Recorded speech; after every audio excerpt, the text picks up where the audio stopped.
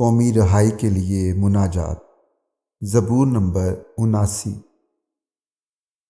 اے خدا، قومیں تیری میراث میں گھس آئی ہیں، انہوں نے تیری مقدس ہیکل کو ناپاک کیا ہے، انہوں نے یروشلم کو کھنڈر بنا دیا ہے، انہوں نے تیرے بندوں کی لاشوں کو آسمان کے پرندوں کی اور تیرے مقدسوں کے گوشت کو زمین کے درندوں کی خوراک بنا دیا ہے۔ انہوں نے ان کا خون یروشلم کے گرد پانی کی طرح بہایا، اور کوئی ان کو دفن کرنے والا نہ تھا۔ ہم اپنے پڑوسیوں کی ملامت کا نشانہ ہیں، اور اپنے آس پاس کے لوگوں کے تمسخر اور مذاق کا باعث۔ اے خداوند، کب تک؟ کیا تو ہمیشہ کے لیے ناراض رہے گا؟ کیا تیری غیرت آگ کی طرح بھڑکتی رہے گی؟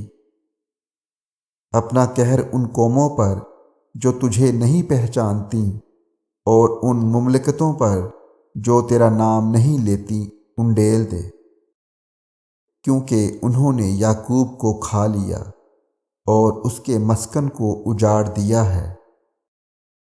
ہمارے باپ دادا کے گناہوں کو ہمارے خلاف یاد نہ کر، تیری رحمت جلد ہم تک پہنچے، کیونکہ ہم بہت پست ہو گئے ہیں۔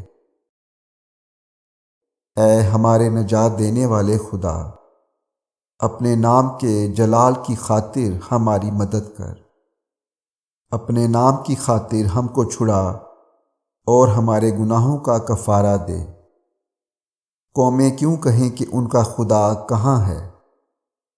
تیرے بندوں کے بہائے ہوئے خون کا بدلہ ہماری آنکھوں کے سامنے قوموں پر واضح ہو جائے۔ قیدی کی آہ تیرے حضور تک پہنچے، اپنی بڑی قدرت سے مرنے والوں کو بچا لے۔ اے خداوند، ہمارے پڑوسیوں کی طعنہ زنی جو وہ تجھ پر کرتے رہے ہیں، الٹی 7 گنا انہی کے دامن میں ڈال دے۔ تب ہم جو تیرے لوگ اور تیری چراگاہ کی بھیڑیں ہیں، ہمیشہ تیری شکر گزاری کریں گے، ہم پشت در پشت تیری ستائش کریں گے۔ آمین۔